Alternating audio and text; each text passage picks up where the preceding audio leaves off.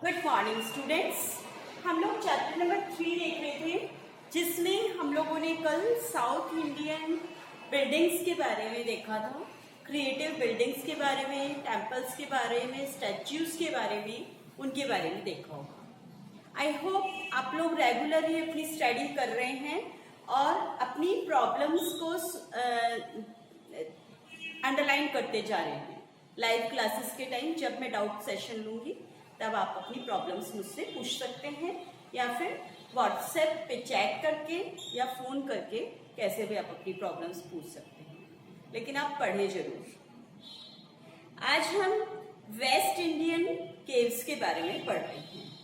Waste India जो था पूरा, उसमें इतनी सारी केव्स बनी थी और मोस्ट ऑफली केव्स जो थी वो या तो हिंदुज्म पर आधारित थी या फिर बौद्धिज्म पर आधारित थी। ये जो केव्स बनी थी ये मेनली 3 टाइप्स में बनी हुई थी।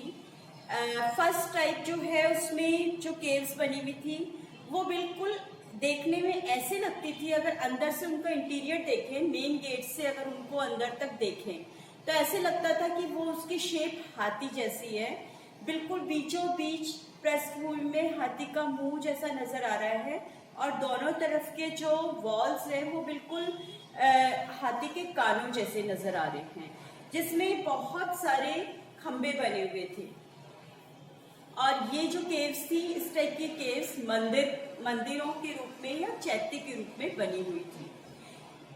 सेकंड टाइप की जो केव्स बनी हुई थी वो भी कुल कुछ मिलती जुलती थी फर्स्ट टाइप की केव से। उनका जो इंफ्रास्ट्रक्चर था, उनका जो लुक था वो भी एलिफेंट जैसा ही था। बट फर्स्ट टाइप की केव्स में और सेकंड टाइप की केव्स में डिफरेंस सिर्फ इतना है कि फर्स्ट टाइप की केव्स में बहुत सारे पिलर्स बने हुए थे, लेकिन सेकंड टाइप की केव्स जो हैं वो बिल्कुल पिलर लेस बनी हुई थी और उनको ऊपर की साइड बीम देके किस तरीके से कारीगरी से बनाने वाले ने बनाया है, इतनी बड़ी बड़ी छतों को बिना खंभों के बनाना, और इतने समय तक आज भी वो सुरक्षित है हमारे देखने के लिए, हमारे घूमने के लिए। तो कह सकते हैं कि उस टाइम का इंफ्रास्ट्रक्चर या उस टाइप का जो बिल्डिंग मेकिंग आर्ट है वो काबिले तारीफ था। तीसरी तरीके की जो छत है वो सपाट छतें बनी हुई है, एकदम फ्लैट छतें जैसी आज बनती हैं, और लेकिन वो चतुष्कोणीय हैं। चतुष्कोण अपने मैथ्स में ये शब्द पढ़ा हुआ है, आपके लिए नया नहीं है। 4 कोण जिसके होते हैं चतुष्कोण।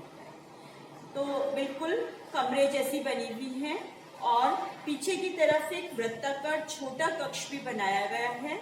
इस टाइप की जो गुफाएं हैं वो महाराष्ट्र में देखने को मिलती हैं।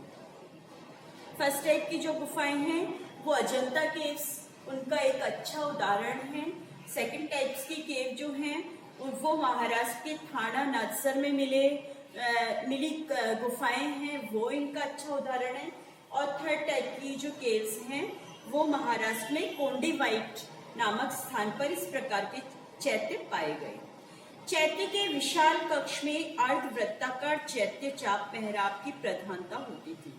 ये जो टिपिकल वर्ड्स हैं आप लोग इसको सरल करके थोड़ा पढ़ लीजिएगा, और लिखने में भी कोई दिक्कत नहीं है। अगर आप सिंप्लीफाई करके लिखते हैं तो नो प्रॉब्लम, बट आपका जो आंसर है वो सही होना चाहिए। तो इसमें जो चैत्य थे वो बहुत बड़े बड़े हॉल्स के रूप में बने हुए थे और अर्धवृत्ताकार, यानी बिल्कुल कह सकते हैं कि स्तूप की आकृति के उनके गेट हुआ करते थे, उस शेप के उनके गेट हुआ करते थे। इनके काफी कुछ हिस्सा लकड़ी से बनाया गया था और लकड़ी में ड्रिल कर करके बड़े बड़े कीले गाड़े गए थे जो दीवारों से अटैच किए गए थे, जिसकी वजह से इनका जो लुक है वो और भी ज्यादा खूबसूरत हो गया था। लकड़ी के पिलर, लकड़ी की जो मेहराबों को गाड़ने का मुख्य उद्देश्य वजन को कम करना होता था। कुछ मामलों में बिना खिड़की वाले मेहराब भी पाए गए, यानी कहीं कहीं पे ऐसा भी मिला है जहाँ पे खिड़कियां नहीं बनाई गई है, डायरेक्टली पूरी दीवारें उठाई गई हैं। और कॉन्डिवाइट में देखा गया है इस तरीके का विंडोलेस हॉल्स।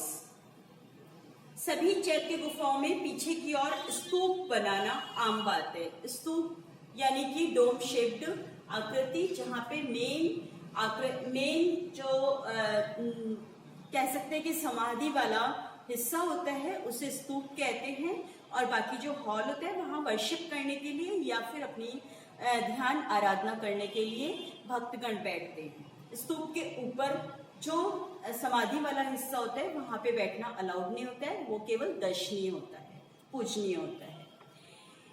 ईसा पूर्व पहली शताब्दी, दूसरी शताब्दी, तीसरी शताब्दी के समय का ये पूरा चैप्टर है, जिसमें से ईसा पूर्व पहली शताब्दी यानी फर्स्ट सेंचुरी के टाइम पे गज प्रस्तीय मेहराब छत वाले स्तूप की जो योजनाएं थी यानी नक्शे जो थे वो कुछ अलग टाइप के मैप्स बनाए गए थे बच्चों, जिसमें बहुत बड़े बड़े हॉल्स बनाए गए थे जो कि रेक्टेंगुलर शेप यानी कि आयताकार शेप में होते थे, जैसा कि अजंता की गुफा संख्या 9 में देखा गया है। अजंता में आप लोगों को मैं आपकी नॉलेज के लिए बता दूं बच्चों कि 29-30 केव्स थी और हर केव को नंबर दिया हुआ था, जिसमें केव नंबर 9 जो है उसके बारे में ये बता रहा है कि ये रेक्टेंगुलर शेप की एक केव थी और मोहरे के रूप में एक पत्थर की पर्दी लगाई हुई थी,